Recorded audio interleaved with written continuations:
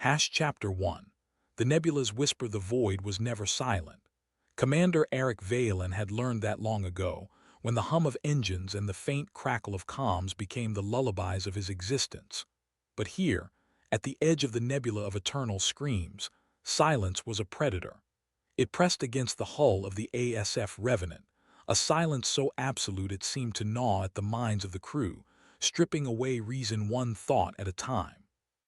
The nebula loomed ahead, a monstrous swirl of violet and black gases, its tendrils writhing like serpents across the starfield. It was not merely a celestial phenomenon. It was a wound in reality, a place where physics bent and consciousness faltered. Ships that entered rarely returned, and those that did carried whispers of voices that were not human, not sane, not meant for mortal ears. The ASF had forbidden entry, but Eric had no choice. His orders were clear: retrieve the artifact buried deep within the nebula, or watch humanity's last line of defense crumble. The bridge was dim, lit only by the pale glow of holographic displays. Every officer's face was taut, their eyes flicking nervously to the viewport where the nebula pulsed like a living heart. Lieutenant Cale, his second in command, broke the silence. "Sir, the sensors are screaming. I don't even know what half of this data means." "It's like the nebula is watching us." Eric's jaw tightened. He had heard the same from other crews before they vanished. "Keep the reading steady. We're not here to understand it, we're here to survive it." But even as he spoke, he felt it, a pressure at the back of his skull, a whisper threading through the marrow of his bones.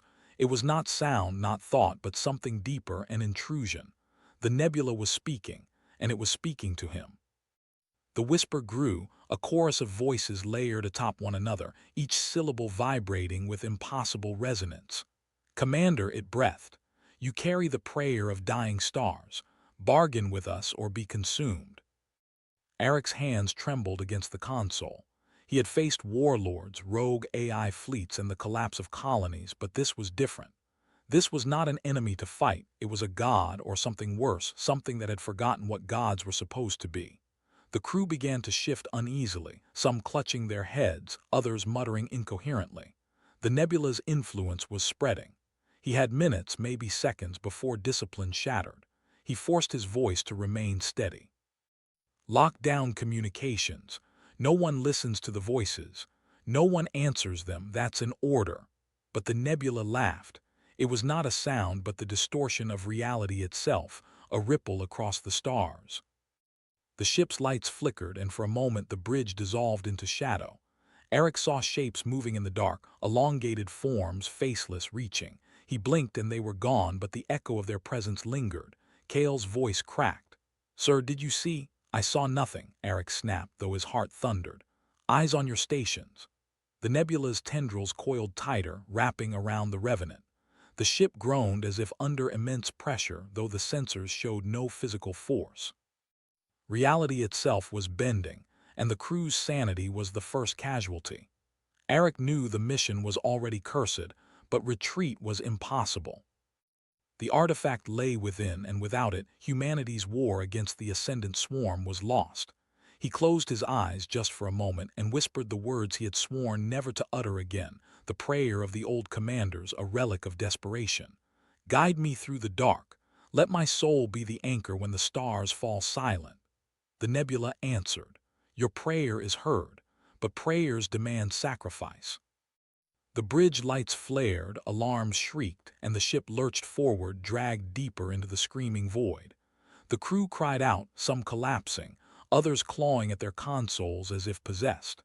Eric stood firm, his gaze locked on the abyss ahead. He knew then that this was not a mission. It was a bargain, and bargains with gods were never fair. The nebula of eternal screams had claimed them, and the commander's last prayer had only just begun. "Would you like me to make Chapter 2 escalate into the first direct manifestation of the nebula's god inside the ship, or keep the tension simmering with psychological breakdowns before the entity fully reveals itself?" The ship's interior had become a place of whispers. Not the kind that came from speakers or comms, but the kind that nested inside the skull, coiling behind the eyes, threading through the marrow of every soul aboard the Revenant. Eric stood at the center of the bridge, his knuckles white against the edge of the command console, watching his crew fracture in slow motion. Ensign Veller had stopped breathing. Not in panic, she simply forgot. Her chest still rose and fell, but her eyes had gone glassy, fixed on a point in the bulkhead where the metal seemed to writhe. A medic had to physically shake her to restore the rhythm of her lungs. She gasped as if surfacing from drowning, then began to weep without sound. Lieutenant Doran, the ship's second engineer, had begun speaking in a language that predated human civilization. The words came out in a guttural stream, layered with consonants that should have been impossible for a human throat to form. He did not respond to his name. He did not blink. His hands moved across his console, inputting commands that rerouted life support to the forward observation deck, a space that was depressurized and vacuum-sealed. Eric ordered him sedated and restrained, but the order felt hollow.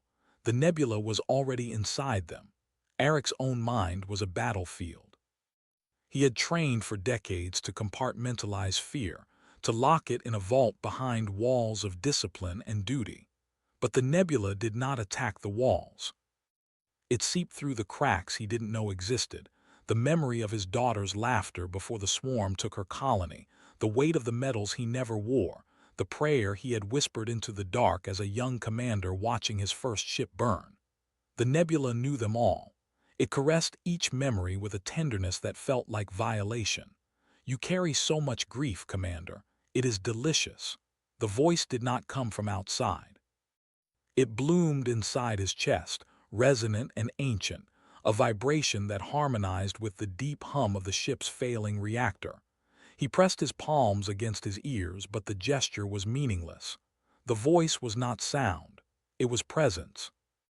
"Report," he forced out, his throat raw. Cale's face was slick with sweat. His hands trembled over the navigation console, but his eyes held a desperate clarity that Eric clung to. "We're being pulled deeper.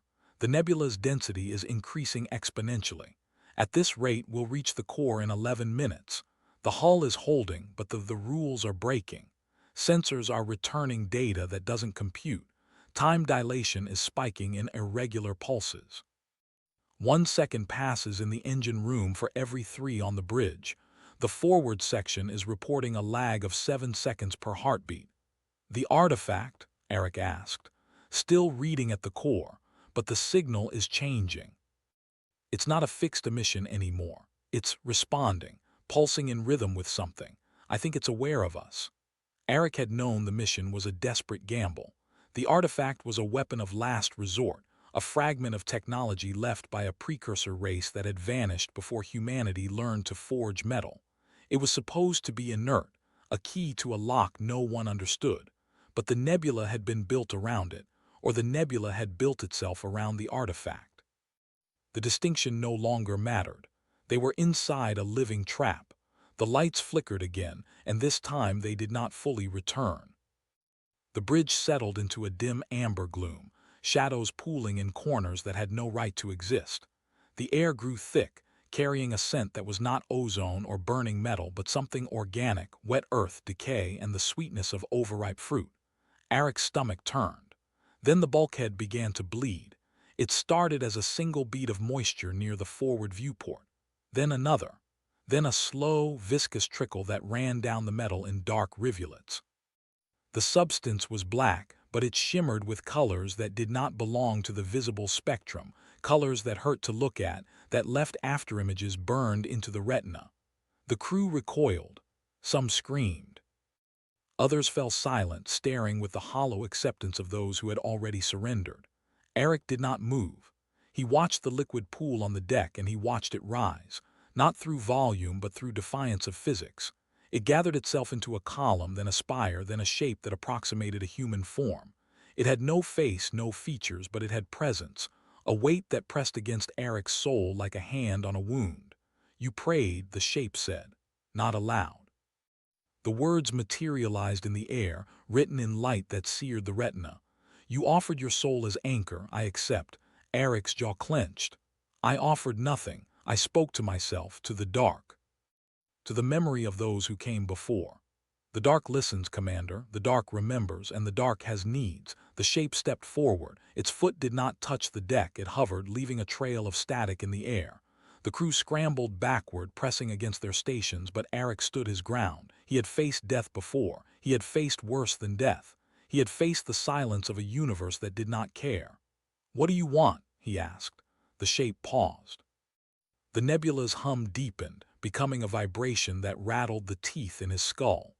The answer came not in words, but in images, flooding his mind in a torrent that threatened to drown him. He saw the artifact. It was not a machine. It was a wound, a tear in the fabric of reality sealed by a mechanism that the precursors had built to contain something they could not destroy. The nebula was not a prison, it was a scar, and the scar was alive. He saw the beings who had created the artifact. They were not human. They were not even organic in the way he understood. They were patterns of energy and intention, beings of pure will who had carved their existence into the bones of space-time. And they had failed. The thing they had tried to contain had consumed them, digested their knowledge, and used their own technology to weave itself into the nebula. The artifact was the last lock. And the nebula could not break it, but a human mind could. "You will open the lock," the shape said. "You will reach into the wound and turn the key. In return, I will give you the power to destroy the swarm, every last one, every world they have touched, every memory they have erased. You will be the savior of your species." Eric's breath caught. The offer was a blade honed to perfection, aimed at the deepest part of his heart. He had lost everything to the swarm, his family, his home, his hope. The war had been grinding humanity to dust for decades, and every victory was a prelude to a greater defeat. The artifact was supposed to be a weapon, but this was annihilation. Total, absolute. The death of every enemy, every threat, every shadow that had haunted his species. But at what cost? "And what happens to the lock?" he asked. "What happens to the thing you are?" The shape did not answer, but the nebula screamed. The sound was not auditory. It was a rupture in the fabric of the bridge, a tear that split the air and revealed a void beyond, a place where time did not flow, where light did not travel, where the only constant was an endless, agonized howl. The crew collapsed. Some clutched their heads, others convulsed. Eric felt his own consciousness begin to fray, the edges of his mind dissolving into the scream. He grabbed the console, his fingers digging into the metal, and forced himself to focus. "Kale, emergency deceleration, full retro burn, get us out of this trajectory." Kale's voice was a broken whisper. "Sir, the engines, they're not responding. The nebula is overriding the command systems. It's flying us." The shape tilted its head, a gesture that was almost curious. "You cannot flee, Commander. You cannot fight. You can only choose. Open the lock, accept the bargain. Or be consumed and let the swarm devour everything you have ever loved." Eric's hand moved to his sidearm. He drew it slowly, the weight of the weapon familiar and final. He pointed it at the shape. The shape laughed. The bridge dissolved into shadow, and the shadow had teeth. "I don't bargain with gods," Eric said, his voice steady despite the trembling of his hand. "I kill them." He pulled the trigger. The round passed through the shape and struck the bulkhead. The shape did not flinch, but the nebula paused. For a single, crystalline moment, the screaming stopped. The shadows receded. The crew gasped for air as if released from a drowning grip. And then the shape spoke again, its voice now a whisper that carried the weight of infinite disappointment. "Then you will watch them die, one by one, starting with the ones who trust you most." The lights died completely. The emergency systems failed. The Revenant plunged into absolute darkness, and the only sound was the slow, deliberate breathing of the nebula, waiting for the commander to break. We need to write Chapter 3 of 12. The story so far. Commander Eric has encountered a shape in the Nebula of Eternal Screams, which is a godlike entity. The shape offers a bargain. Open a lock to use a weapon that destroys the swarm, but at cost of the Nebula itself. Actually, from prior chapter, the artifact is a weapon that would annihilate all enemies, but also the Nebula. The shape is the lock. Eric refused, shot the shape, then the ship plunged into darkness. Chapter 2 ended with the Nebula waiting for him to break. Now Chapter 3 must build extreme tension, be very long and detailed. We need to continue from that cliffhanger. The ship is in darkness, systems dead. The crew is in panic, the shape is still present. Eric must find a way to survive or resist. Possibly the Nebula is testing him. We can introduce more of the crew like Kale and perhaps other characters. The tension should escalate, psychological horror, sensory deprivation, whispers, visions. Eric's past trauma with the swarm and his family could be exploited. The shape might show him visions of his dead family to break him. Eric must hold onto his will. The chapter could end with a new development. Maybe a hidden fails affair, or the ship's AI ray awakening, or Eric discovering he has some latent ability. But must stay true to the genre, suspense false sci-fi with cosmic horror. We'll write in third person limited from Eric's perspective. Use vivid sensory details, darkness, sounds, smells, tactile sensations. The crew's reactions, Eric's internal struggle, the shape's ta-unts. Build slowly, then release tension with a turning point. Keep the prose dense and detailed. The darkness was not empty. It pressed against Eric's eyes like a physical weight, thick and viscous, as if the void itself had become a living membrane. He could feel the shape's presence still, a cold, patient pressure against the edges of his consciousness, waiting. The bridge had become a tomb of silence, broken only by the ragged breaths of his crew, the occasional stifled sob, the scrape of boots against deck plating as someone shifted in the dark. "Status," Eric said, his voice flat and controlled. He refused to let it tremble. "Someone give me status." A pause, then Kale's voice, strained but steady. "Primary power is completely offline. Emergency backups are non-responsive. All displays are dark. Life support appears to be functioning. I can feel air moving, but I can't verify readings. No communications. No navigation. We're blind, sir. Engines? Dead. No thrust, no reactor output. It's like the ship has been unplugged." Eric's jaw tightened. He holstered his sidearm, useless now, and forced himself to breathe slowly, deliberately. The shape had not spoken since the darkness fell, but he could feel it watching. It was not gone. It was savoring. "Lieutenant Voss," he called out. "Damage control teams. Can you reach the auxiliary command center?" A woman's voice answered from somewhere to his left, tight with barely suppressed fear. "Sir, all hatches are sealed. The emergency override panels are dead. We're trapped on the bridge. I've tried manual release. Nothing. It's like the bulkheads have been welded shut from the outside." "Then we cut our way out," Eric said. "Kale, there's a plasma cutter in the emergency locker behind the captain's chair. Find it. Sir, if I can't see, feel for it. Use your hands. We don't have time to be helpless." A shuffle of movement. The sound of someone crawling across the deck. Eric turned his head toward the sound, though the gesture was meaningless in the absolute black. He could hear Kale's breathing, the scrape of his fingers against the locker door, the click of latches being felt out. Then a sharp gasp, a clatter. "Sir," Kale whispered, "there's something in here." "What?" "I don't know, it's warm. And it's moving." The temperature on the bridge dropped. Eric felt the cold seep through his uniform, settle into his bones. The air grew thick, heavy, as if the nebula had begun to fill the space with something denser than oxygen. He heard Voss whimper. Someone else, Ensign Taryn maybe, began to pray in a low, rapid whisper. Then the shape spoke again, and its voice came not from the center of the bridge but from everywhere, from the walls, from the deck, from inside Eric's own skull.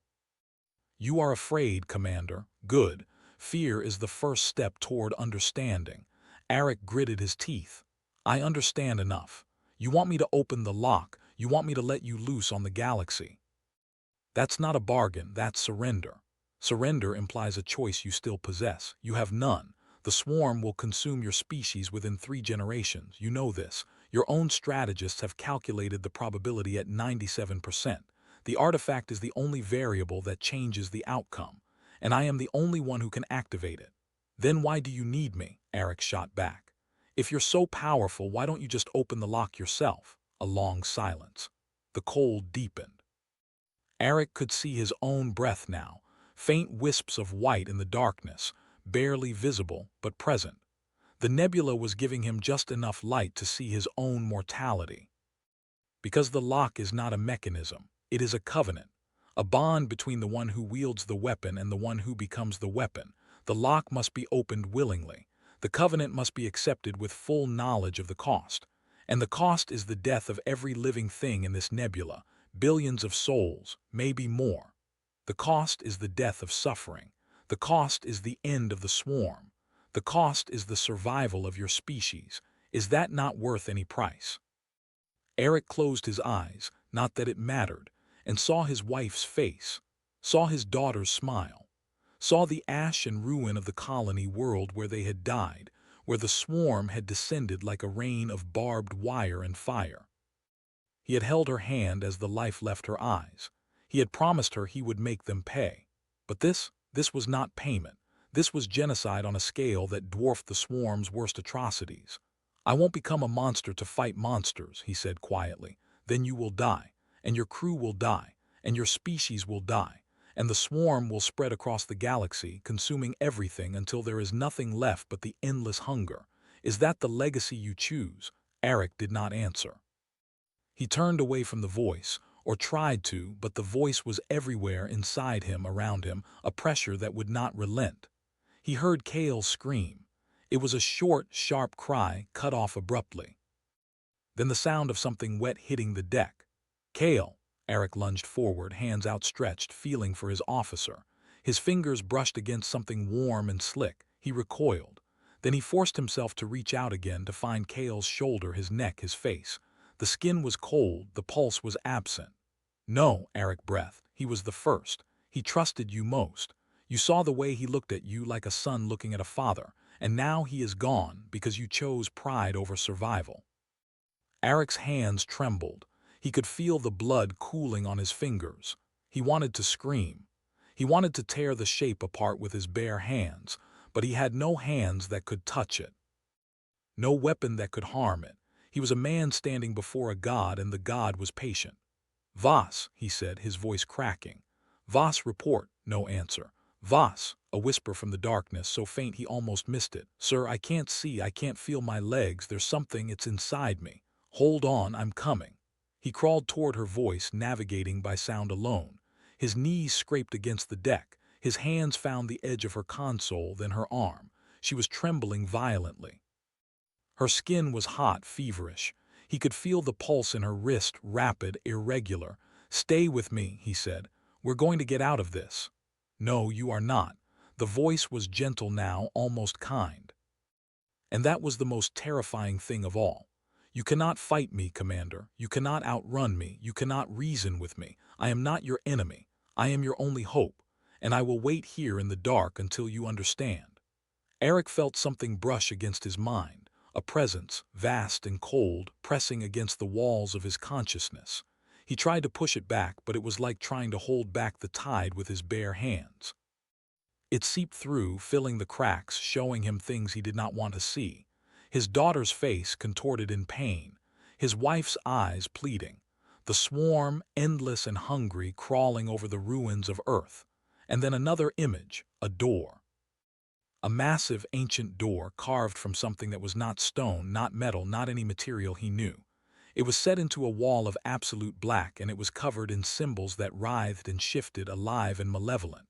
The door was sealed, but there was a keyhole, and the keyhole was shaped like a man. "Open it," the shape whispered. "Open it, and all of this ends."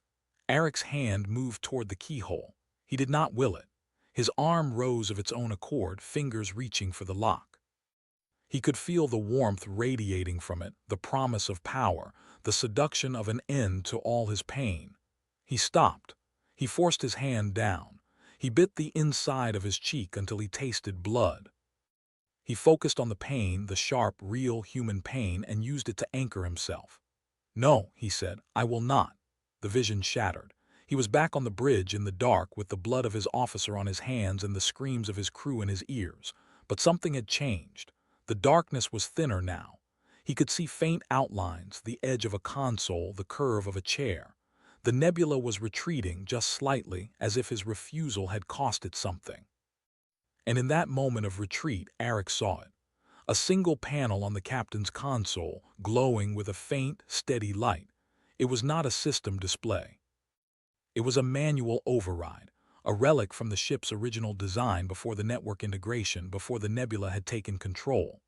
A physical switch hidden beneath a cover meant to be used only in the event of total system failure. He lunged for it. The shape screamed. The sound was not auditory. It was a psychic shriek that tore through Eric's mind like broken glass. He felt his thoughts scatter, his vision blur, his muscles seize, but he kept moving. He reached the console. He ripped the cover off. He slammed the switch. The lights came on, not the full illumination of the bridge, but a dim, emergency glow, enough to see, enough to act. The crew was scattered across the deck. Cale lay in a pool of blood, his throat torn open by something that was not a blade. Voss was curled into a fetal position, her eyes wide and unseeing, her lips moving in a silent prayer. Terran was unconscious, slumped against a bulkhead, and the shape was gone, but the Nebula was not. Through the viewport, Eric saw it, a swirling maelstrom of color and shadow, of light and void, of screams given form. It surrounded the ship, pressed against the hull, waiting. The emergency lights flickered. The console beeped with a single, urgent message. System restoration at 12%. Manual control engaged. Recommend immediate evasive maneuvers. Eric grabbed the helm. The ship responded sluggishly, its engines sputtering to life. He pulled the Revenant into a hard turn, away from the Nebula's core, toward the faint, distant glimmer of normal space. Behind him, the shape's voice echoed one last time, faint and fading, but still filled with that infinite patience. You have bought yourself time, Commander, but time is all you have bought. The lock remains. The Covenant remains. And I will be here waiting when you finally understand that there is no other way. Eric did not answer. He set a course for the edge of the Nebula, and he did not look back. But in the deepest part of his heart, where the fear lived, he knew the shape was right. Time was all he had bought, and time was running out. The first jolt threw Eric against the helm so hard his forehead split against the cold, scuffed metal, and the copper tang of blood flooded his mouth before he even registered the pain. The Revenant's engines, which had sputtered to life only minutes before, guttered with a sound like a dying breath, and the dim emergency lights flared so bright they burned afterimages into his retinas, before dimming to a sickly, pulsing orange that turned the smears of Cale's blood on the deck to tar black. The psychic throb in his skull, dulled by the manual switch's surge of power, flared back to a razor-edged scream, and he had to grip the helm so hard his knuckles whitened to keep from collapsing. The hull groaned, a long, twisting wail of stressed alloy that vibrated through the soles of his boots and up his spine. He risked a glance over his shoulder, and his blood ran colder than the bridge's recycled air. Through the viewport, thick, iridescent tendrils of the Nebula, each one stippled with the faint, shifting outlines of screaming faces, had wrapped themselves around the port nacelle, pulsing with a sickly violet light that bled through the hull plating like radiation. Sparks showered from the overhead conduits, showering the deck in flickering white stars, and the console beeped a shrill, urgent alert. Port nacelle integrity 47%. Nebula entity dampening all electronic output. Countermeasures offline. He couldn't hold the helm and tend to the crew at the same time. He keyed the emergency comms, his voice rough from disuse and the shape's earlier psychic assault. Terran, status. The lump of his chief engineer slumped against the bulkhead shifted, and Terran's groggy, slurred voice crackled through the speaker, thick with the haze of a concussion. Reactors critical, Nebula's bleeding power out of the conduits, life support at 30% and dropping. If we don't shake those tendrils in the next 10 minutes, the nacelle blows and we're atomized. He coughed, a wet, rattling sound, and Eric heard the clink of something metal hitting the deck. I made a backup, physical data chip, a pre-integration, nav data, hard-coded star charts. Doesn't rely on external sensors, Nebula can't jam it. Eric's gaze flicked to the crumpled figure of Voss, his xenolinguist curled in the corner of the bridge, her knees pulled to her chest, her eyes wide and glassy, lips moving in a rapid, silent prayer. Her frayed wool scarf, the one she'd worn every day since they left Mars, the one she'd said was a gift from her sister, was caught under her knee. the edge frayed from weeks of her chewing it when she was stressed. He'd watched her translate the Nebula's initial distress signal, the repeating mathematical sequence that had pointed them here, to the lost ISV Persephone, the colony ship that had vanished 20 years prior with 200 souls aboard, including Voss's 12-year-old sister Leela. The shape had known that, of course. It had known everything about them, every fear, every regret, every loose end they'd carried across 17 light-years of empty space. Another lurch through the bridge into chaos. Kale's body, crumpled in the pool of his own blood by the tactical console, slid 3 feet across the deck, his throat, torn open by something that had no business being solid, no blade, no claw, just a gaping, ragged wound that had bled out in under 2 minutes, leaving a dark streak behind him. Eric's throat tightened. Kale had been with him for 6 years, through the pirate raids on Theater Rim, through the hull breach on Titan, through the long, dark months of the warp jump when morale had frayed so thin half the crew had almost mutinied. Kale had taken a combat knife to the shoulder to pull Eric out of a boarding party's crossfire, had laughed it off, had said he was just making sure the commander didn't get himself killed before they could retire to Mars and drink cheap beer on the beach. Kale's dog tags, tangled in the torn edge of his uniform, glinted in the emergency light. One side had his name, the other a tiny photo of his 7-year-old daughter Mia, pigtailed and grinning, holding a drawing of a spaceship. Eric paused for half a second, reached down and closed Kale's staring eyes, his fingers brushing the cold metal of the dog tags. "I'm sorry," he whispered, so quiet even the comms couldn't pick it up. "I'm so sorry I brought us here." The hull screamed again, and a crack split the viewport near the nacelle, spiderwebbing out across the reinforced glass. Voss's head snapped up, her eyes no longer glassy but sharp, wild, fixed on the crack in the viewport. She made a sound like a wounded animal and launched herself off the floor, her hands scrabbling at the tool kit bolted to the wall next to the helm. She yanked a heavy wrench free, her knuckles white around the rubber grip, and turned, her face twisted with a rage Eric had never seen on her before. "You're keeping us from her," she screamed, her voice raw, cracking at the edges. "She's in there, she's waiting for me. You're just like all the rest, you don't care. You'd leave her to rot in that hellhole just to save your own skin." She swung the wrench and Eric ducked, the metal whistling over his head and smashing into the comms panel, sending sparks flying. He stumbled back, his boot slipping in the spreading pool of Kale's blood, and he went down hard on one knee, the wind knocked out of him. Voss raised the wrench again, her face streaked with tears, and he stared up at her, his hands raised, his mind racing. "Voss, listen to me. Leela is gone, that thing is lying to you, it's using her too."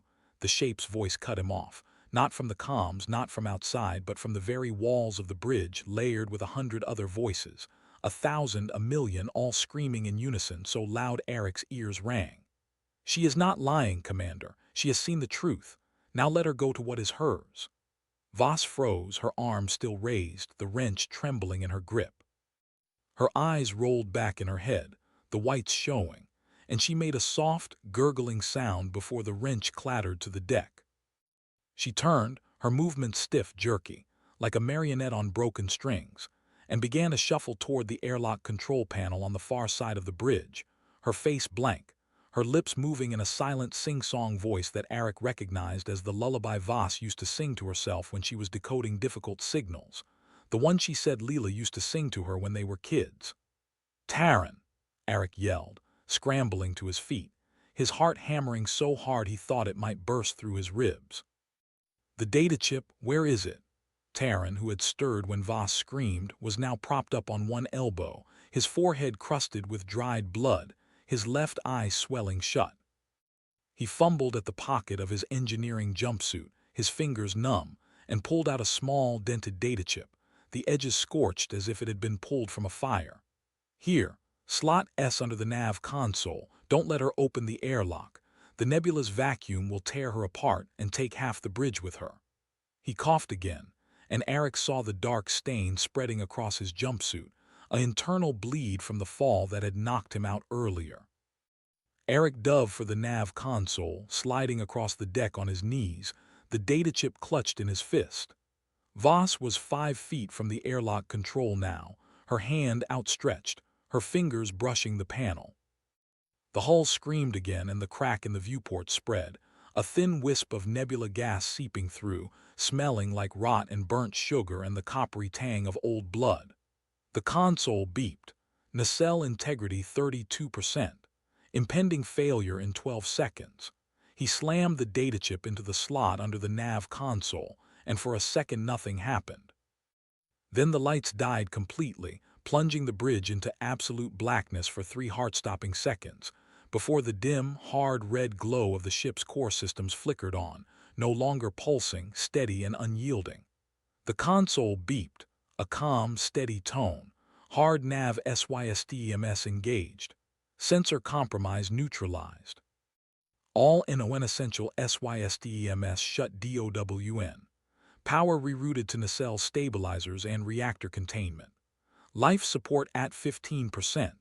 Outside, the tendril wrapped around the port nacelle dissolved like smoke in wind, and the ship stopped lurching, the hull groans fading to a low hum.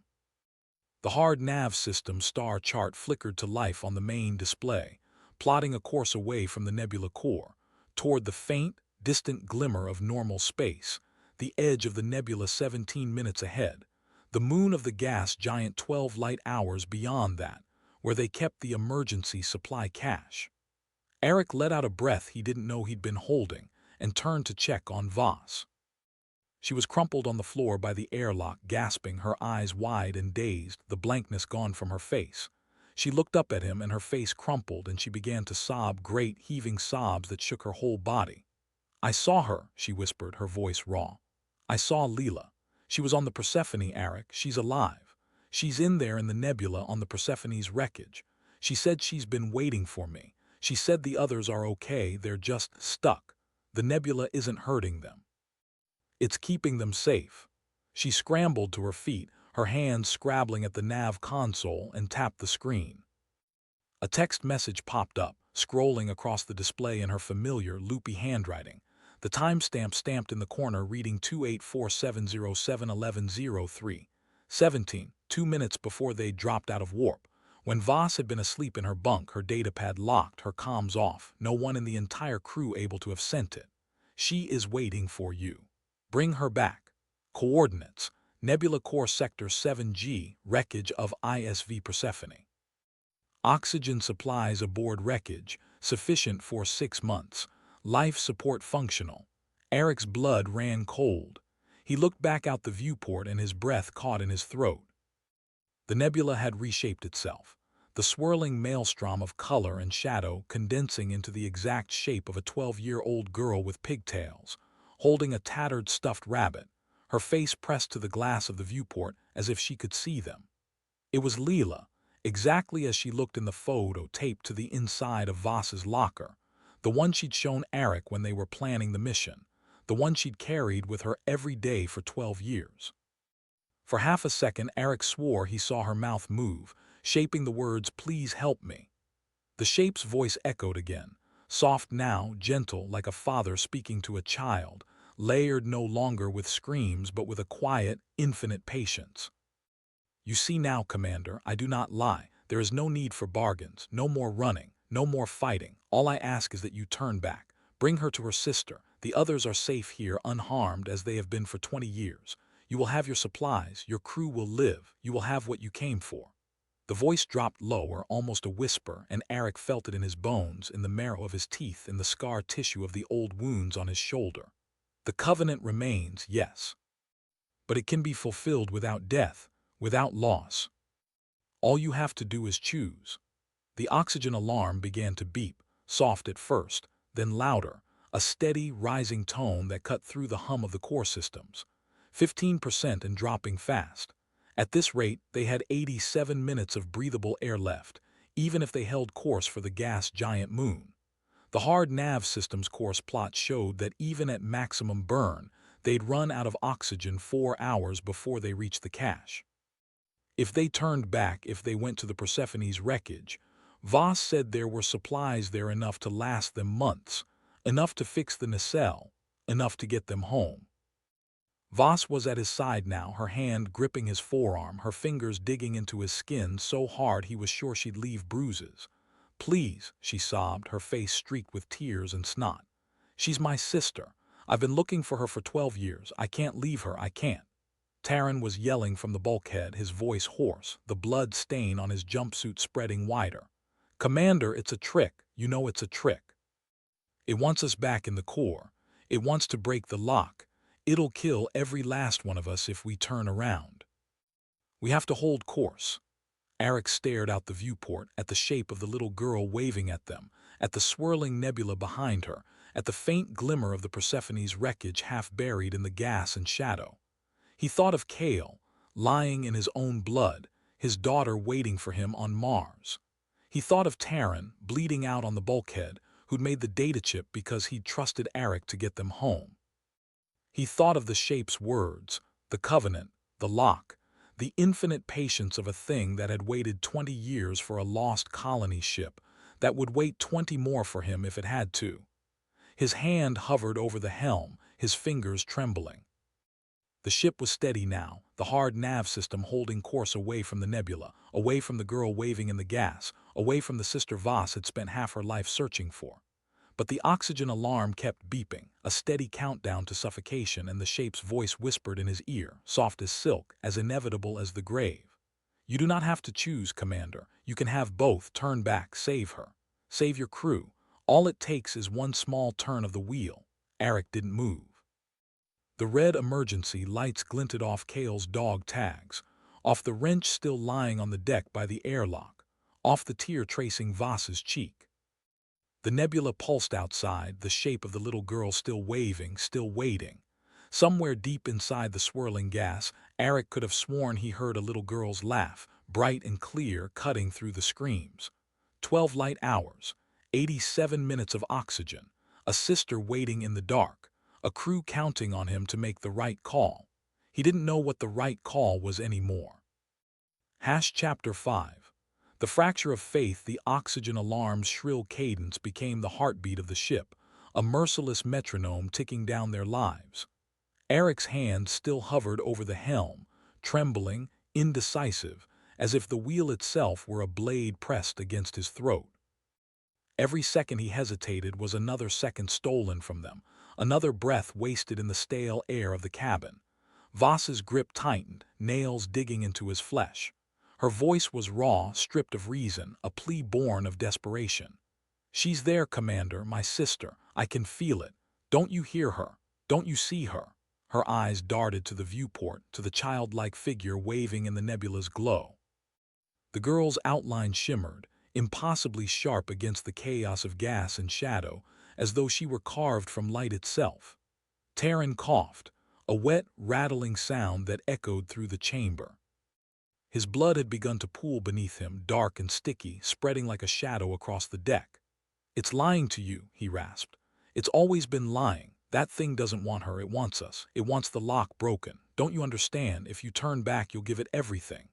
His voice cracked, but his eyes burned with defiance, a soldier's last stand against inevitability. The nebula pulsed again, a rhythm that matched the alarm, matched Eric's own racing heart. Within its folds, the screams rose, low at first, then swelling into a chorus of agony that pressed against the hull. Yet beneath it, faint and crystalline, was laughter, a child's laughter. Through the terror, like a blade of sunlight through storm clouds, Eric's mind fractured. He saw Kale's face, pale and lifeless, his blood staining the deck. He saw Mars, his daughter, waiting, her small hands pressed against the glass of the colony dome.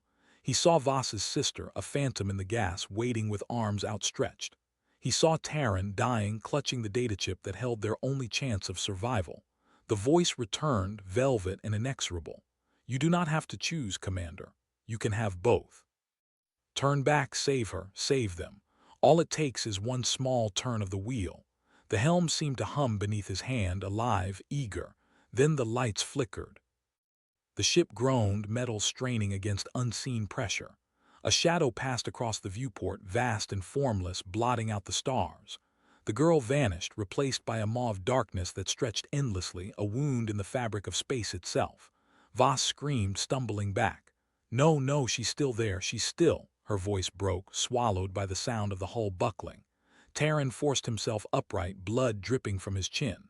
Commander, listen to me. That thing has waited 20 years.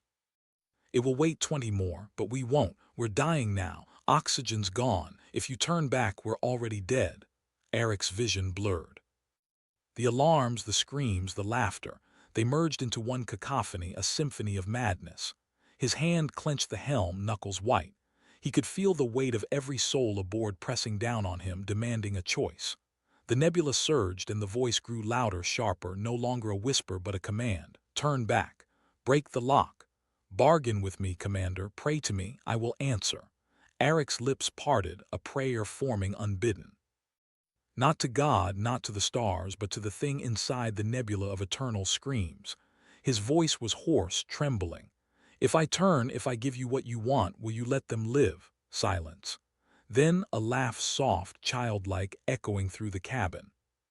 The helm shifted beneath his hand, as though the ship itself leaned toward the nebula, eager to obey. Voss fell to her knees, sobbing. Please, Commander, please. Terran's eyes locked on Eric's, fierce even in death's shadow. Don't give it what it wants. Don't damn us all. Eric's hand trembled, caught between salvation and damnation, between faith and betrayal. The nebula screamed, the child laughed, and the oxygen alarm ticked down the last minutes of their lives. And in that moment, Eric realized the truth. No matter which way he turned, someone would die. Someone would be lost. The only question was who. He gritted his teeth, sweat dripping down his brow, and whispered the words that would decide everything. God inside the nebula, hear my prayer. The ship shuddered, the viewport filled with light, and the wheel began to turn. Would you like me to continue Chapter 6 immediately, keeping this same level of detail and tension, or do you want to pause here and reflect on the choices Eric is making? We need to write Chapter 6 of the story. The user provided extensive context about the story so far, ending with Eric whispering a prayer to the God inside the nebula. The instruction, output only narrative text, and write Chapter 6 of 12, build extreme tension. Each chapter must be very long and incredibly detailed. So we must continue the narrative immediately from that cliffhanger, maintaining high detail and suspense. The chapter should be long, but we need to produce a coherent segment. We'll describe the immediate aftermath of the prayer, the ship's response, the crew's reactions, and the unfolding consequences. Keep the tension high, use sensory details, internal monologue, and cosmic horror. Avoid any meta-commentary or summary. The ship screamed. Not the alarms, those had fallen silent, drowned by a deeper, more ancient sound. The hull vibrated like a plucked string, and every seam wept a fine, cold mist that smelled of ozone and decay. The wheel in Eric's hands turned of its own accord, the metal biting into his palms, spinning him inexorably toward the nebula's heart. The viewport became a window into a cathedral of impossible geometry. Pillars of violet light bent at angles that hurt to follow, and the stars beyond were no longer points but smears, as though the universe had been rubbed with a wet thumb. The voice, the child's voice, no longer came from outside. It came from inside Eric's skull, from the marrow of his bones, from the space between his thoughts. Good, you remembered the words. You remembered me. The helm locked. Eric's arms seized, muscles cramping as he tried to pull back. The ship's engines, dead, he'd been sure, thrummed to life with a note that was not combustion. It was a moan, a chorus of throats, a billion voices crying out in unison. Voss was on her feet, her face a mask of terror and fury. She lunged for the auxiliary console, fingers hammering the emergency override. I will not let you. I will not. We have protocols, Commander. We have oaths. You swore an oath. She's right. Terran's voice was barely a whisper, but it cut through the din. He had not moved from his seat, his body rigid, his eyes fixed on the nebula. You're speaking to it. You're giving it a foothold. Every word you say is a thread it can pull. Eric's jaw clenched. The prayer was still on his lips, unfinished. He could feel the presence waiting, patient, amused. It was like standing at the edge of a cliff with a rope around his neck, and the rope was held by a child who might laugh and let go, or might pull him back, or might use the rope to hang him. I have to bargain, Eric said, his voice low, rough. We have nothing else. No fuel, no air, no hope. It spoke of a bargain. It said it would answer. It lies, Terran hissed. You think you're the first captain to stand here. You think you're the first to hear that voice. The Eternal screams, that's not a name. That's a history. Every ship that entered this nebula, every soul that tried to bargain ended up as part of the scream. That's what the nebula is. It's a graveyard of prayers.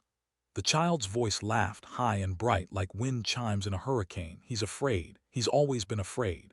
He was afraid the day I met him, too, standing in the shadow of the airlock, watching his mother die. He's afraid of you, Commander. He's afraid you'll do what I want. Eric's breath caught. He turned to Terran, searching his face. Terran's eyes widened, then narrowed, a flash of something, guilt, rage, before he looked away. You know it, Eric said. You've been here before. Terran's silence was louder than any scream. The ship lurched. The nebula's colors bled through the hull, staining the metal, the controls, the faces of the crew. Corlin, still strapped into his seat, began to cry without sound, tears streaming down his cheeks. The ensign at the sensor station, a young woman named Dahlia, had stopped breathing. Her hands were still poised over her console, but her eyes were glass, her mouth open in a perfect O of shock. Voss slammed the emergency override. Nothing happened. The console sparked, smoked, and the screen flickered to life with a single word. Listen. It's in the ship, Voss whispered. It's in the systems, it's everywhere. Eric's hands were still on the wheel. The wheel was still turning. The nebula's maw grew wider, and now he could see things inside it. Shapes, silhouettes, ships that had been devoured and were still flying. Their crews still alive, still screaming, still praying. He saw a captain, his face half-rotted, his hands fused to his own helm, his lips moving in a prayer that had never been answered. He saw a child, a girl with black hair, standing on the bridge of a ship that had been swallowed 50 years ago, waving at him. She's waiting for you, Commander. She's been waiting so long. She wants to meet you. She wants to show you what happens when you break your promise. I made no promise, Eric said, but his voice cracked. You did, when you took command. When you swore to protect your crew, you promised them life, you promised them hope. And now you're going to deliver them into my hands because you're weak, because you're afraid, because you're just like all the others. The girl's face pressed against the viewport, her hands flat against the glass. Her eyes were black, bottomless, and her smile was too wide. She mouthed words that Eric could not hear, but he felt them in his chest. Turn back, turn back, turn back. The oxygen alarm ticked. 2 minutes. 1 minute 50. 1 minute 40. Eric's mind raced. He had prayed. The thing had answered. But the bargain was not yet sealed. The wheel was turning, but he could still resist. He could still break the lock. He could still know you can't. The child's voice was gentle now, almost tender. You've already started. You've already spoken the words. The prayer is a bridge, Commander, and bridges go both ways. You called me. I'm here. And I'm not leaving until you finish what you began. The ship groaned. The lights flickered, died, came back as a sickly amber glow. The temperature dropped and Eric's breath fogged in front of him. He could see his crew, frozen in their final moments, watching him, waiting for him to save them, to damn them, to do something. Voss reached out, her hand trembling, and touched his arm. Her skin was cold, her eyes wet. Commander, if you do this, if you let it in, there's no going back. We'll be part of it. Forever, every scream you hear from now on will be ours. I know, Eric said, and he did. He knew it with a certainty that felt like a blade sliding between his ribs. The child's voice hummed content. Then finish the prayer, Commander, turn the wheel, bring me home, and I will let them live. I will let them leave this place. I will let them forget. Terran lunged.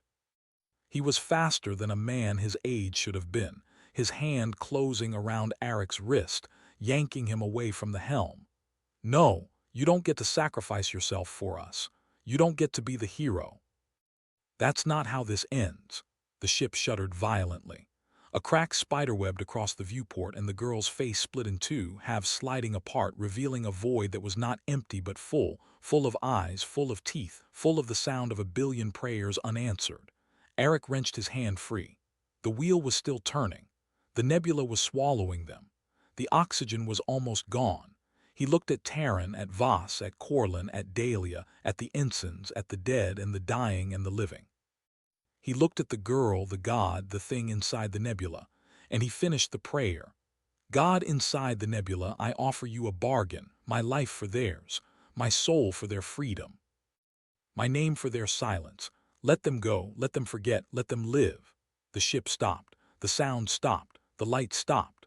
For a single crystalline moment there was nothing but silence, and in that silence Eric felt the presence of the god, not as a voice, not as a child, not as a maw, but as a vast, incomprehensible weight pressing down on him, examining him, weighing him. Then it spoke, accepted. The wheel spun. The ship plunged. The nebula closed around them like a fist. And the screaming began. Chapter 7. The silence that screams. The nebula did not roar. It did not thunder. It did not howl. It whispered. And that whisper was louder than any explosion Eric had ever heard. It was the sound of a billion voices pressed into a single thread, woven tight, pulled taut, vibrating against the marrow of his bones. The ship hung motionless, suspended in a void that was not void at all. The viewport showed nothing but black, yet the blackness was alive, shifting, writhing, folding in on itself like a serpent devouring its own tail. The crew dared not breathe too loudly, dared not move too suddenly, as though any disturbance might draw the attention of the god that had accepted Eric's bargain. Voss's lips trembled as she whispered, "Commander, what did you give it?" Eric's throat was dry, his voice a rasp. "Everything," the word echoed, not in the chamber but inside their skulls, everything. The god repeated it, savoring it, stretching it until it became a scream that only they could hear. Terran staggered back, clutching his ears. "No, no, this isn't freedom. This isn't release. You've damned us all." His eyes were wild, bloodshot, veins bulging as though something inside him was trying to claw its way out. The lights flickered again, but this time they did not return. Darkness swallowed the bridge, and in that darkness shapes moved. Not shadows, shadows require light. These were deeper than shadows, folds in reality itself, bending around the crew, brushing against their skin with fingers that were not fingers. Dahlia whimpered, "It's touching me." Corlin's voice cracked. "Don't move, don't acknowledge it." But the god wanted acknowledgement, it wanted worship, and it had chosen Eric as its priest. The child's voice returned, softer now, almost mournful. "You prayed, Commander, you offered, I accepted. But bargains are not cages, bargains are doors, and doors open both ways." Eric felt the weight of that truth pressing down on him. His soul was not gone. It was tethered, stretched across the gulf between flesh and eternity, a bridge the god could walk upon. Every heartbeat was a drum summoning it closer. The ship groaned again, metal warping as though the nebula itself was squeezing it. The viewport cracked further, and through the fracture Eric saw eyes, not one pair, not dozens, thousands. Each eye blinked in perfect unison, staring directly at him, waiting for his next word, his next prayer. Voss clutched his arm again, nails digging into his skin. "Commander, if you speak again, it will bind us, all of us, forever." Eric closed his eyes. He could feel the god inside him now, coiling around his thoughts, whispering promises of salvation, of silence, of peace. But beneath those promises was hunger, endless, gnawing hunger. Terran lunged again, but this time his body convulsed mid-stride. He collapsed, screaming, his voice merging with the nebula's chorus. His scream did not fade, it multiplied, echoed, became part of the eternal choir. His body lay still, but his voice lived on, woven into the fabric of the god's domain. The crew recoiled in horror. Dahlia sobbed, Corlin cursed under his breath, Voss trembled. Eric stood over Terran's body, his jaw clenched. He whispered, "It's begun." The god laughed, not with sound but with silence. A silence so complete it crushed thought, crushed memory, crushed hope. And in that silence Eric understood, the bargain was not a transaction. It was a seed. He had planted it, and now it was growing, spreading through the ship, through the crew, through himself. The nebula pulsed, the ship shuddered. The screaming rose again, louder, sharper, until it was no longer external but internal. Each crew member heard their own voice among the damned, their own prayers unanswered, their own souls reflected back at them. Eric gripped the wheel, knuckles white. "God inside the nebula," he whispered, "you have my soul, but leave them be." The child's voice giggled, "Commander, you misunderstand. I do not take, I share. Your soul is mine, yes, but theirs are yours, and you offered them when you offered yourself." The crew froze, realization dawning like a blade across their throats. Voss's eyes widened. You gave us away." Eric's heart sank. He had thought he was saving them. He had thought his sacrifice would shield them. But the god had twisted his words, stretched them, reshaped them. His bargain had not been salvation, it had been invitation. The nebula screamed again, and this time the crew screamed with it. And Eric knew Chapter 7 was not the descent. It was the binding. The god had come home. And they were its choir. We need to write Chapter 8 of 12.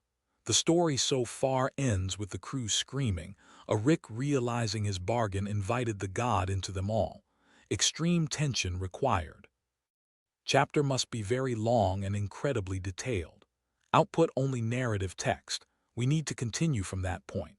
The god is inside them, sharing. The crew is screaming. A Rick is the commander. We need to build suspense, maybe explore the consequences of the binding, the god's influence, the crew's struggle. Possibly introduce new horrors or a plan to fight back.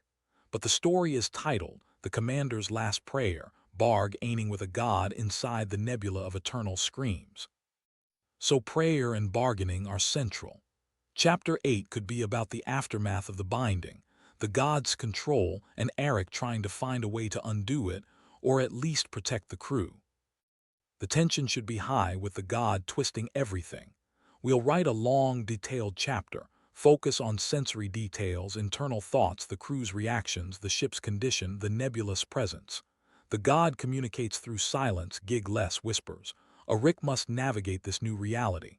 Perhaps he attempts to pray again, but the god is now part of him. Maybe he tries to bargain differently, or the crew turns on him. Extreme tension. Let's write. The silence that followed the god's revelation was worse than the screaming. It was a vacuum of meaning, a hole in reality where hope used to be. The crew's screams had died in their throats, replaced by something deeper, a resonance that hummed in their bones, a frequency that was not their own. They stood frozen, mouths agape, eyes wide and unblinking, as if the god had reached into each of them and turned a switch, leaving them suspended between terror and acceptance. Eric felt it too. The thing inside him was not a parasite, it was a bridge. He could feel the others now. Voss's trembling fear, Dahlia's shattered faith, Corlin's boiling rage, Taryn's lingering echo, all of them connected through the god's shared domain. Their emotions bled into his, a chorus of anguish, and he knew they could feel his guilt in return. There was no privacy anymore, no separate self. Their souls had been woven into a single tapestry, and the god was the thread. The bridge's emergency lights flickered, casting long shadows that swayed like hanged men. The viewport was a spiderweb of fractures, each crack a fissure through which the nebula's cold light seeped, painting the crew in hues of violet and sickly green. The child's voice did not return. Instead, the silence itself became a presence, pressing against Eric's eardrums until he heard his own heartbeat as a distant, muffled drum. Voss was the first to move. Her hand released Eric's arm, and she took a step backward, her boot scraping against the metal deck. The sound was monstrously loud in the absence of all else. She opened her mouth, but no words came, only a thin, reedy whimper that seemed to emanate from somewhere far away, as if her voice had already been absorbed into the nebula's choir. "Voss," Eric said, and his own voice felt alien, borrowed. "Look at me." She did. Her eyes were glassy, the pupils dilated into black pools that swallowed the iris. He had seen that look before in the faces of soldiers who had witnessed something that broke the architecture of the mind. But this was worse. This was not trauma, this was possession. "It's in me," she whispered. "Commander, it's in me. I can feel it thinking. It's not my thoughts. It's showing me things I don't want to see." "What things?" Dahlia asked, her voice cracking. She had slumped against the navigation console, her legs no longer able to support her. Her hand pressed against her chest as if to check that her heart still beat. "What is it showing you?" Voss's face contorted, a rapid succession of emotions, fear, horror, then a strange, twisted serenity. "Myself, a version of myself that never left the colony. I'm old, I'm dying. Alone. The dust is in my lungs, I can taste it." And then she stopped. Her body went rigid and her eyes rolled back, showing only white. When she spoke again, it was not her voice. It was the child's voice, layered with other voices, a choir of the damned speaking in unison through her throat. You see, Commander, I do not hide, I show. I give you the lives you could have lived, the deaths you have avoided, the prayers you never dared to speak. This is my gift. This is my sharing. Eric lunged forward, grabbing Voss by the shoulders. Let her go. Take me if you must, but let them go. Voss's head snapped down, her eyes rolling back into place, but they were wrong. The irises had turned a deep violet, the color of the nebula's core. She smiled, a slow, deliberate stretch of lips that was not her own. But I have taken you, and you have given them. The bargain is whole. Seed has grown roots. I offered myself, Eric said, his voice low and trembling with fury. Not them, you twisted my words. Language is a child's toy, Commander. You speak in symbols and approximations. I speak in essence. When you said leave them, you meant save them. But saving and binding are the same to me. To be known is to be held. To be held is to be mine. Corlin let out a guttural roar and swung a wrench at Voss's head. Eric caught his arm mid-swing, the impact jarring his shoulder. The wrench clattered to the deck. She's still in there, Eric hissed. Strike her and you strike her soul. You'll only feed it. Corlin's face was a mask of raw, unfiltered hatred. Feed it. It's already eaten us. Terran's voice is in the void. Voss is a puppet. Dahlia can't even stand. And you're the one who prayed. You're the one who opened the door. I know. Then close it. I can't. Eric's admission hung in the air, heavier than the silence. He released Corlin's arm and stepped back, turning to face the viewport, the fractured glass, the nebula that pulsed like a living heart. I don't know how. This is not a war. This is not a negotiation. It's a gestation. We are not being attacked. We are being born into something new. Dahlia laughed, a brittle, hysterical sound. Born, we're being digested. I can feel it, Eric. The god is unraveling me, thread by thread. My memories are bleeding together. I remember the taste of my mother's cooking, but I also remember the scream of a man I have never met. I remember a prayer spoken in a language I do not know, and it is answered with silence. I am becoming a composite, a chorus, a scream among screams. Then scream with purpose, Eric said, turning to face his crew. His voice was hard now, the voice of a commander who had nothing left but resolve.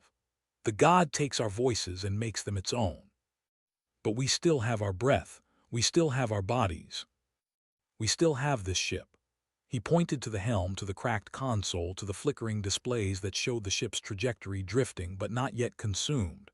We are inside its domain, but we are not inside its mind. Not entirely. It has to borrow our senses, our thoughts, our speech.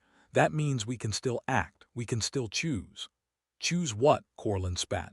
To jump into the core faster, to open the airlocks and let the vacuum take us. There is no escape. We are bound. Eric walked to the center of the bridge, where the holographic projector still hummed, casting a pale blue light on the deck. He knelt, placed his palms flat on the metal, and closed his eyes. Crew watched him, their breathing shallow, their hearts pounding in sync, a rhythm that was not their own but shared. God inside the nebula, he said, his voice steady, deliberate. You have our voices, but you do not have our silence. You have our fear, but you do not have our defiance. You have twisted my prayer once, but a prayer is not a single word. It is a conversation, and I am not done. The silence that answered was different. It was not the crushing void of before, but a listening silence. The nebula's light dimmed, as if the god had paused to hear him. Eric continued. You said you share. You said you give us the lives we could have lived. Then hear me now. I reject your sharing. I reject your gift. I reject every version of myself you show me, because I am not the sum of what I might have been. I am what I choose to be in this moment, in this breath. He opened his eyes. The violet light in Voss's irises flickered. Dahlia's hand stopped trembling. Corlin's knuckles, still white around the wrench, loosened. And in this moment I choose to bargain again, not for salvation, not for escape, but for truth. Show me what you truly are, not the child. Not the voices, not the promises. Show me the hunger behind the prayer. The ship shuddered, a deep, resonant tremor that came from nowhere and everywhere. The cracks in the viewport widened, and the nebula's light poured in, filling the bridge with a blinding radiance. The crew shielded their eyes, but Eric stared into it, unblinking. And the god answered. It did not speak with words. It did not use the child's voice or the chorus of the damned. Instead, it reached into Eric's mind and showed him a vision so vast, so ancient, so utterly alien that his consciousness nearly shattered under the weight of it. He saw the nebula not as a cloud of gas and dust, but as a wound, a tear in the fabric of reality, a scar left by something that had been born, lived, and died in a single, eternal moment. The god was not a being. It was the echo of that birth, the residual scream of a universe being forced into existence. It had no shape, no will, no desire, only the reflex to consume, to incorporate, to make everything part of its own unfinished song. The prayers it heard were not prayers, they were fuel. Each word of hope, each plea for mercy, each curse of despair, they were vibrations that fed the echo, that gave it form, that made it aware. The god did not want souls, it wanted meaning. It wanted the raw, chaotic symphony of sentient fear, and it had learned to orchestrate that fear into a bargaining language that mortals could understand. Eric saw the truth in a flash that lasted an eternity. The god was a prisoner of its own hunger. It could not stop, it could not choose. It was a fire that burned because it was fire, and the universe was its oxygen. He came back to himself gasping, tears streaming down his face. He was on his knees, his hands still pressed to the deck, his heart hammering against his ribs. The crew stood around him, their faces a mixture of awe and terror. Voss's eyes were her own again, her violet glow gone, replaced by confusion and the dregs of her own horror. "Commander," she whispered, "what did it show you?" Eric struggled to his feet. His legs felt like water, his mind a battlefield of images and sensations that did not belong to him. But he had his breath, he had his voice, and he had a new understanding. "It's not a god," he said, his voice raw. "It's a reflex, a hunger that doesn't know it's hungry. It thinks it's helping, it thinks it's sharing, but it's only feeding." "Then how do we stop feeding it?" Corlin asked. Eric looked at the viewport, at the nebula's swirl of eternal screams. He thought of the child's voice, the giggles, the promises. He thought of the silence that crushed thought and the prayers that gave it strength.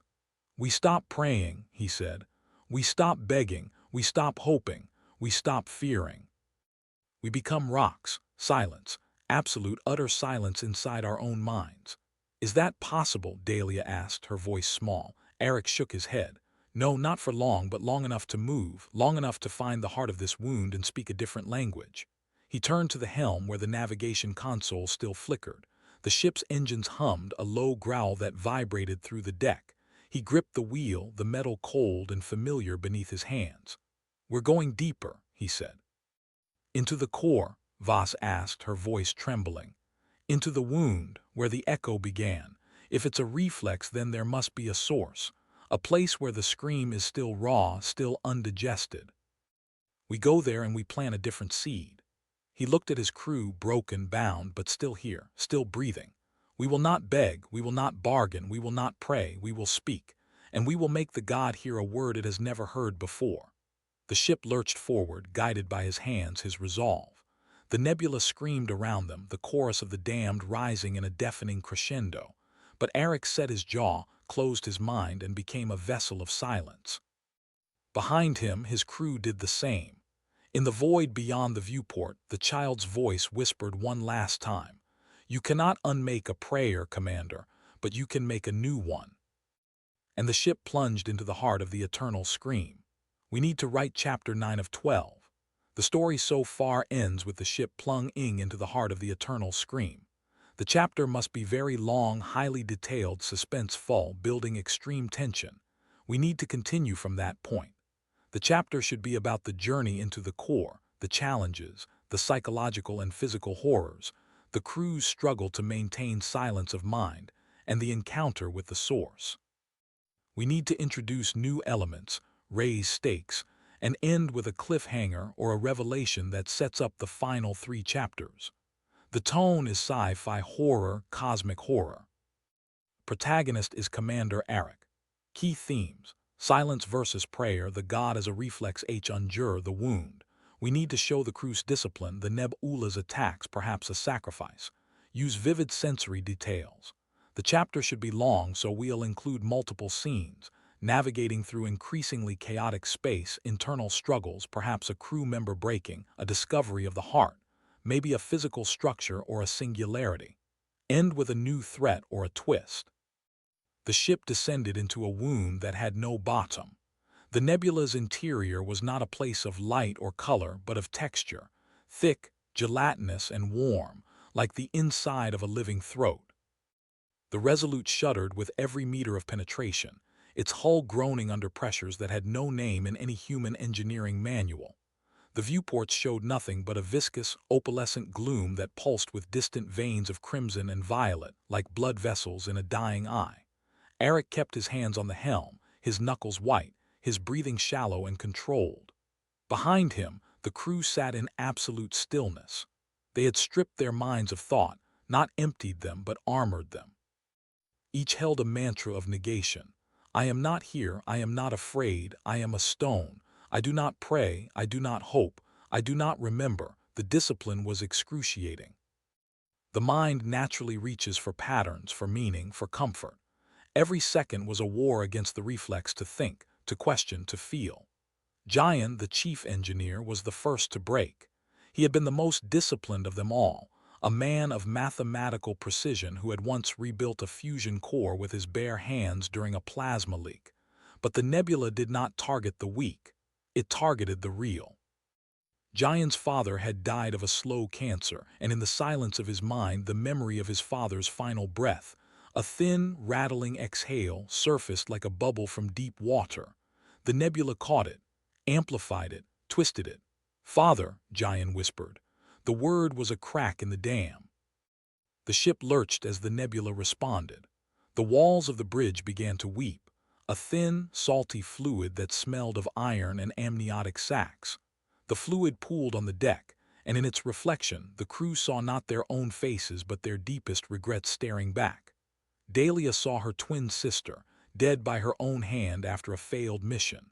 Voss saw the child she had left behind on a colony world, now grown and forgotten. Corlin saw the face of his first command, a ship he had lost to a black hole, every soul aboard screaming his name. "No," Eric roared, his voice cracking through the silence. "Close your eyes, close your mouths. It feeds on names." But Jian was already gone. He stood, his eyes white and rolled back, his mouth open in a silent scream that grew louder as the nebula filled his throat. The fluid from the walls rushed toward him, enveloping him in a cocoon of translucent jelly. He did not struggle. His expression was one of ecstatic terror, the face of a man being unmade and remade into something that belonged to the god. Eric acted on instinct. He released the helm, snatched a maintenance laser from the wall, and fired at the cocoon. The beam sliced through the jelly and Jian's body fell free, gasping, his skin blistered but his eyes clear. The fluid recoiled, hissing, retreating into the walls as if offended. "You saved me," Jian choked out. "I didn't," Eric said, helping him to his feet. "I fed it something else, a flash of anger. It likes that too, but anger burns out fast. We can't rely on it." He returned to the helm, his hands shaking. The nebula's pressure increased. The ship's instruments began to fail one by one, first the gravidometric sensors, then the chronometers, then the star charts. They were flying blind, navigating by instinct alone, through a space that did not obey the laws of distance or direction. The nebula twisted geometry.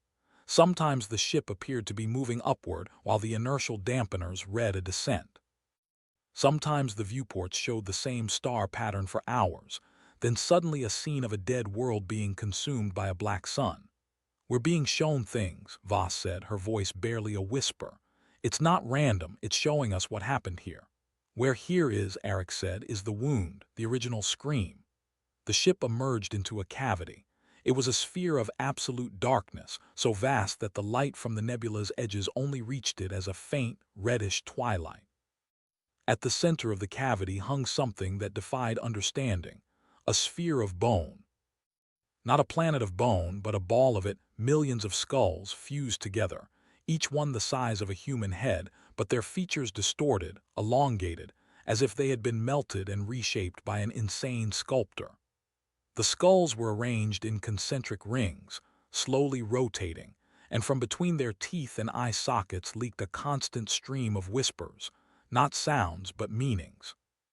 Every language that had ever existed and many that had not, speaking in unison, each syllable a prayer that had been answered in the worst possible way. The ship drifted to a halt before the bone sphere.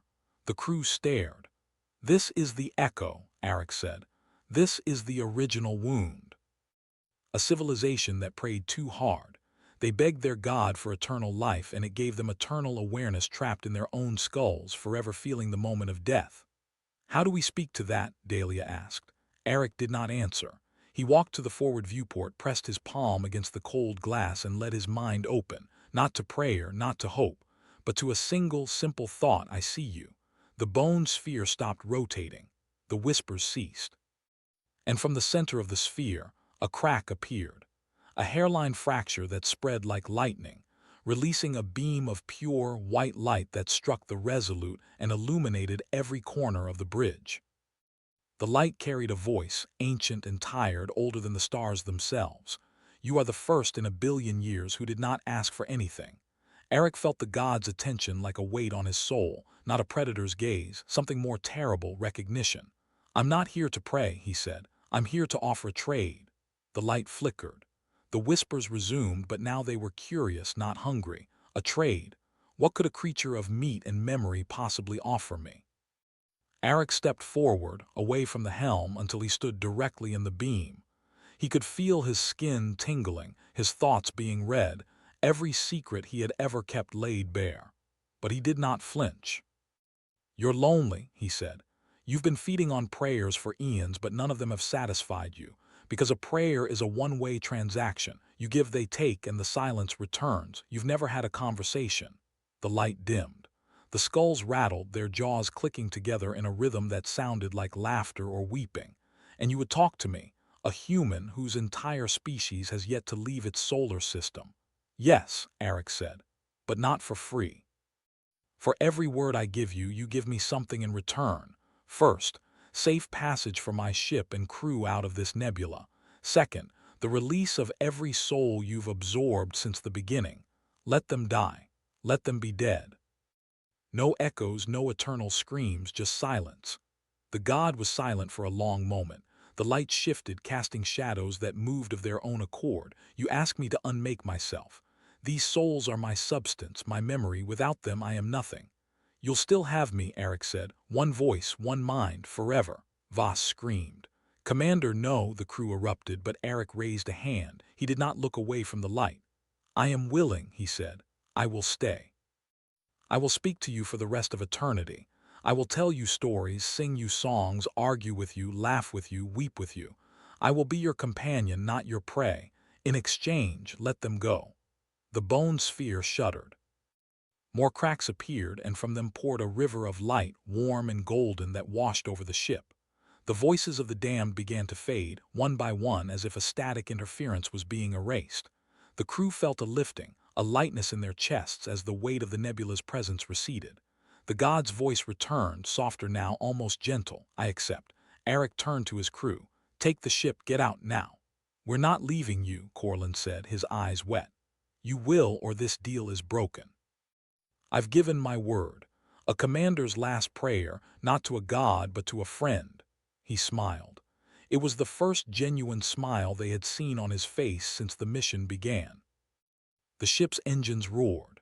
The crew, weeping, obeyed. The Resolute turned and fled, the nebula parting before it like a curtain. Inside the cavity, Arik stood alone, bathed in golden light. He looked at the bone sphere, at the infinite eyes watching him, and said, "So, what do you want to talk about?" Chapter 10. The silence between stars, the golden light pulsed, steady as a heartbeat, filling the cavity with warmth that belied the terror of what had just transpired. Arik stood motionless, his boots planted on the fractured bone floor, his shadow stretching impossibly long against walls that seemed to breathe. The god's voice came again, softer but layered with countless tones, like a choir whispering in unison. "You have given me eternity. What shall I give you in return, companion?" Arik swallowed, his throat dry. "Conversation, that's all I ask. But conversation is not idle chatter, it's truth. It's conflict, it's meaning. If you want me to stay, you must endure the weight of honesty. The sphere trembled. The cracks widened, spilling rivers of light that twisted into shapes, faces, fragments of memories, echoes of lives long extinguished. They hovered around Eric, staring at him with hollow eyes, then dissolved into silence. I have never endured honesty, only worship, only fear. Then let's begin, Eric said. His voice was steady, but inside his pulse hammered like a war drum. Why do you scream? The silence stretched. Then a sound like a million teeth grinding together filled the chamber. Because silence is unbearable, because silence is death. Eric's jaw tightened. No, silence is peace. You've mistaken the absence of voices for annihilation, but silence is the space where meaning lives. Without silence, words are just noise. The god recoiled, its light dimming, its form flickering as though Eric's words had struck at its very core. You would teach me peace. You, who have killed, commanded, sacrificed. Eric's breath caught. Images surged before him, every order he had given that led to death, every soldier lost under his command. The god was rifling through his memories, dragging them into the open. Yes, he whispered, because I know what it costs to live without it. The chamber shook violently. The skulls embedded in the walls began to chatter, their jaws snapping in chaotic rhythm. The light twisted into a storm, spiraling around Eric, threatening to consume him. You dare to redefine me. You dare to strip me of my screams. Eric closed his eyes. I dare because you asked for a companion, and a companion does not lie. The storm froze. Light collapsed inward, condensing into a single point, a star burning at the center of the sphere. Then teach me, show me silence. Eric opened his eyes, his chest tightened. He realized the god was not bargaining anymore, it was pleading. He sat down on the fractured floor, crossing his legs and closed his eyes again. He slowed his breathing, letting the silence of the chamber seep into him. For the first time since entering the nebula, there were no screams, no echoes, no voices clawing at his mind. Just stillness. The god hesitated, then mirrored him. The light dimmed further until the chamber was cloaked in shadow. Together they sat. Minutes passed, hours, time lost meaning. And then faintly the god whispered, "Is this silence?" Eric nodded. "Yes, and it's not death, it's life waiting to be spoken." The god trembled, its voice breaking like a child's. "I am afraid." Eric opened his eyes, staring into the burning star at the sphere's core. "So am I, but fear is the beginning of understanding." The chamber quaked again, but this time it was not violent. It was the shudder of something ancient, something eternal, learning to breathe for the first time. Eric felt the weight of eternity pressing down on him, but he did not flinch. He had made his bargain. He had given his last prayer. And now he would teach a god how to be silent. Outside, beyond the nebula, the Resolute fled into the void. But inside, in the heart of eternal screams, a commander and a god sat together, two voices, two minds on the edge of infinity. And the silence held. Would you like me to push Chapter 11 into a full escalation, where silence begins to fracture and the god's fear transforms into something far more dangerous? Or keep Chapter 11 as a quieter, philosophical continuation of this fragile bond? Chapter 11. The fracture of silence. The silence did not last. At first it was subtle, a tremor beneath the stillness, like the faint hum of a dying star. Eric felt it in his bones, a vibration that did not belong to the chamber but to the god itself. The star at the sphere's core flickered, its light pulsing irregularly, as though silence itself were too fragile to contain the weight of eternity. The god's voice seeped into the void, hesitant, broken. "I do not understand. Silence is absence. Absence is death." Eric's breath caught. He steadied himself, forcing calm into his words. "No, silence is the canvas. Without it, sound has no meaning. Without it, your screams are only chaos." The skulls embedded in the walls began to twitch, their jaws grinding against one another. The chamber's shadow deepened, stretching into grotesque shapes that clawed at the edges of perception. The god's fear was mutating, twisting into something darker. Then came the fracture. A single scream tore through the silence, raw, primal, infinite. It was not one voice but millions, layered atop each other, a chorus of agony that shattered the fragile stillness. The star convulsed, expanding violently, its light splintering into jagged shards that pierced the chamber. Eric staggered, clutching his chest. His lungs burned as if the scream had entered him, hollowing him out from within. He forced himself to stand, his voice hoarse but resolute. "You asked for silence. You must hold it. Do not let fear consume it." The god writhed, its form unraveling into threads of light and shadow. "I cannot. The silence is too vast. It devours me." Eric's mind raced. He realized the god was not rejecting silence, it was drowning in it. For a being forged from eternal screams, silence was not peace but annihilation. The bargain had become a trap. The chamber shook violently, fissures ripping across the floor. From the cracks, rivers of molten light surged upward, twisting into serpentine forms that hissed and shrieked. The skulls in the walls split open, releasing torrents of spectral wails that clawed at Eric's sanity. He fell to his knees, sweat pouring down his face. His vision blurred, but he forced himself to focus on the star at the chamber's core. It was collapsing, folding inward, threatening to implode into a singularity of despair. Eric shouted, his voice cutting through the chaos. "Silence is not emptiness, it is choice. It is the power to decide when to speak, when to scream, when to remain still. It is not death, it is freedom." The god froze. Its unraveling threads halted midair, trembling. "Freedom." "Yes." Eric's voice cracked, but he pressed on. "You have been chained to screams for eternity. Silence is not your end, it is your release. It is the first breath of a god who chooses." The chamber quaked, but the violence lessened. The molten rivers slowed, the spectral wails dimmed. The star flickered uncertainly, caught between collapse and rebirth. The god's voice returned, softer now, trembling like a child's. "If silence is freedom, then what am I without screams?" Eric's heart pounded. He knew this was the fulcrum, the moment upon which everything balanced. If he failed, the nebula would consume him and the god would spiral into madness. He whispered, his words heavy with conviction. "You are what you choose to be, not screams. Not silence, something greater, something new." The chamber stilled. The skulls ceased their chatter. The molten rivers hardened into crystal. The star at the core pulsed once, twice, then steadied, its light no longer jagged but whole. The god's voice was quiet, almost human. "Then teach me what it means to choose." Eric closed his eyes, tears burning at the edges. He had reached the god, but the cost was immense. His body trembled, his mind frayed, yet he held the silence like a shield. The nebula outside roared, its eternal screams echoing faintly, but within the chamber a fragile balance had been struck. Commander Eric had given his last prayer, and now he stood at the precipice of something unimaginable. A god learning to be free. But freedom was dangerous. And as the silence held, Eric knew, Chapter 12 would decide whether this god's first choice would save the universe or destroy it. We need to write Chapter 12 based on the provided story so far. The story ends with a fragile balance, the god asking to be taught what it means to choose. Chapter 12 must be extremely tense, detailed, long, and conclude the story. The user wants the commander's last prayer as the title, and the chapter should decide whether the god's first choice saves or destroys the universe. We need to write only narrative text, no preamble. We'll pick up from the moment after the god's request. Eric must teach the god choice.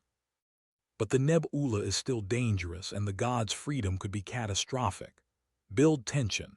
Eric is fragile, the god is immense and naive. Perhaps Eric must sacrifice something, or the god's choice must be a test. The chapter should be climactic, perhaps with a Rick guiding the god to choose silence or something else, but then a twist. The user says Chapter 12 of 12, so it's the final chapter, must resolve the story. I'll write a detailed narrative. Eric explains choice, but the god's first attempt to choose causes instability. The external nebula screams threaten to break in. Rick realizes that the god's freedom must be defined by a boundary, perhaps a vow. He offers his own life or consciousness as a template, the final choice. The god chooses to become something new, not a god of screams nor silence, but a guardian of the boundary. The nebula transforms into a quiet sanctuary. Eric is changed, maybe merged or left behind. End with a sense of peace but with lingering mystery. Ensure extreme tension throughout, descriptions of flick-airing light, trembling, Eric's physical and mental strain, the god's voice oscillating. Use short sentences for impact. Keep it long and detailed. The chamber held its breath. The silence that followed the god's plea was not empty. It was a living membrane, stretched taut between Eric's trembling resolve and the star's hesitant pulse. He knelt on the crystal-hardened floor, the cold seeping through his knees, his hands pressed flat against the smooth surface as if to anchor himself to something solid. The molten rivers had frozen into jagged pillars of ruby and obsidian, their heat still radiating faintly, and the skulls had sealed their hollow eyes, their spectral wails reduced to a distant hum like the memory of pain. Eric's chest heaved. Each breath tasted of ozone and burnt metal. His mind was a shattered mirror, fragments of his past, the faces of his crew, the cold of the bridge, the last transmission from the righteous hand floating in the gaps. He forced them aside, focusing on the star at the center. It hung suspended, a sphere of milky light that no longer thrashed but quivered, as if waiting for a word that could either heal or shatter it. The god's voice came again, softer than before, almost a whisper, "Teach me." Eric's throat was raw. He had bargained with a god, and now that god was a child with the power to unmake galaxies. He had to be careful. He had to be precise. One wrong word, and the silence would collapse into a scream that would never end. He rose slowly, his legs screaming. The chamber responded to his movement, the crystal pillars flickered, the star tilted slightly as if tracking him. He walked toward the core, each step deliberate, his boots echoing in the hush. The skulls on the walls began to weep thin streams of liquid light, not screams but tears. Eric ignored them. He stopped 3 paces from the star, close enough to feel its warmth, its tentative pulse. "Choice," he said, his voice hoarse, "begins with a question, not an answer." "A question?" The star pulsed once, twice. "A question?" "Yes." Eric lifted his hand, palm open. The light from the star cast his shadow long across the floor. "What do you want?" "Not what you are, not what you were. What do you want?" The silence stretched. The chamber seemed to lean inward, the walls pressing closer. Eric felt the god's attention, vast, formless, searching like a blind creature groping through darkness. The star's light dimmed, then brightened, and the god's voice returned, uncertain. "I want to be still." Eric's heart stuttered. "Then be still." "But the screams, they are all I have known. Without them, I am nothing. Nothing is the beginning of everything." Eric lowered his hand, his fingers brushing the surface of the star.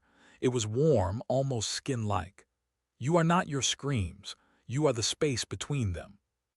That space is where choice lives." The star trembled. From the walls, the skulls began to open their jaws again, but no sound emerged, only a dry, rattling breath. The crystal pillars cracked, hairline fractures spreading like spiderwebs. Eric held his ground. He could feel the god's struggle, the ancient habit of screaming, the terror of the void, the seductive pull of chaos. It was like trying to hold back a tide with a single hand. But the star did not collapse. Instead, it began to shrink. Eric's breath caught. The sphere of light compressed, growing denser, hotter, until it was the size of a fist. The heat licked at his face, but he did not flinch. The god's voice became a sharp, thin whisper. "It hurts." "I know." Eric's eyes burned, but he did not look away.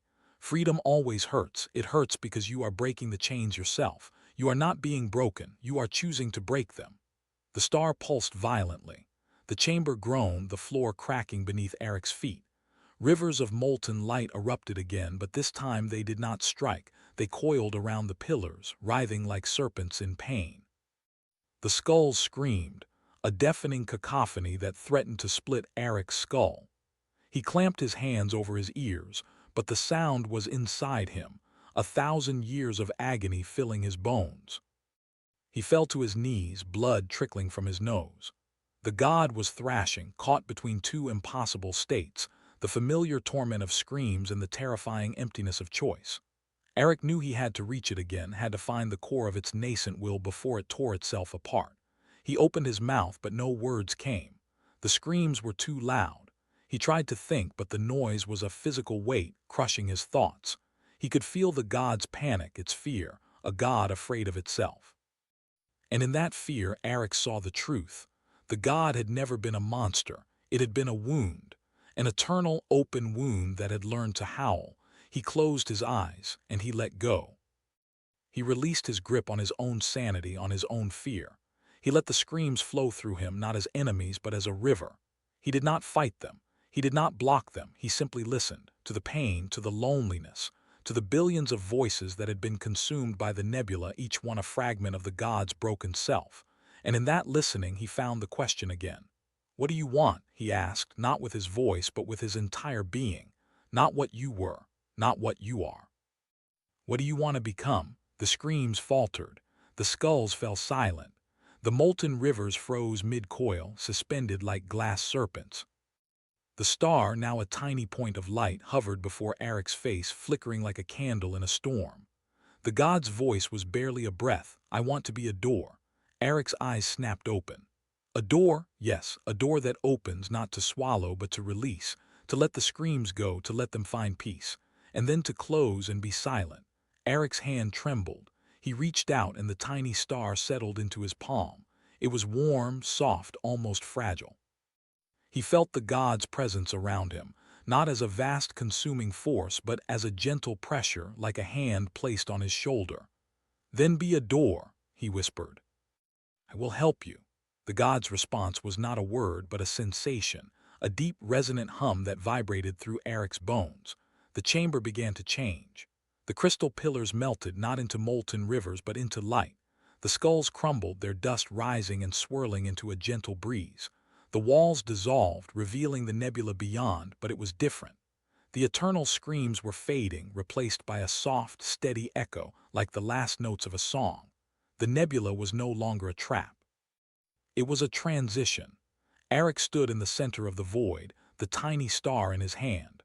Around him, the nebula's colors shifted from violent reds and purples to calm blues and silver. The screams were still there, but they were distant, fading like memories being released. The star pulsed, and Eric felt a question from the god. What do you want, Commander? He looked down at the star. He thought of his crew, of the righteous hand wrecked among the asteroids, of the mission that had failed, of the universe that would never know what he had done here. He thought of his own life spent in the cold dark, chasing shadows. He stopped. The words felt too small, but he said them anyway. I want to rest, and I want you to remember that silence is not death, it is a choice, and you are the one who chooses. The star pulsed gently, then it began to grow. It expanded from his palm, not violently but smoothly, like water rising. It enveloped his hand, his arm, his body. He felt no pain, only warmth and a strange, profound peace. The god was wrapping him in its new self, a cocoon of light and silence. The nebula contracted around them, folding inward, and Eric saw the universe beyond, galaxies, stars, planets, all spinning in their endless dance. The god's voice was the last thing he heard, now a calm, infinite hum. I will remember. And I will choose. Thank you, Commander. The light swelled and Eric closed his eyes. He did not see the nebula collapse into a single point, a door of pure stillness. He did not see the door open, releasing the trapped souls in a flood of silent radiance, each one a spark of forgotten hope. He did not see the door close, becoming a fixed star in the void, a monument to the first choice of a god, but he felt it. In the quiet that followed, in the depth of the silence, he felt it, and he smiled. The nebula of eternal screams was no more. In its place, a single star shone, steady and calm. And somewhere in the infinite dark, a commander's prayer was answered not with screams but with a whisper. I am free.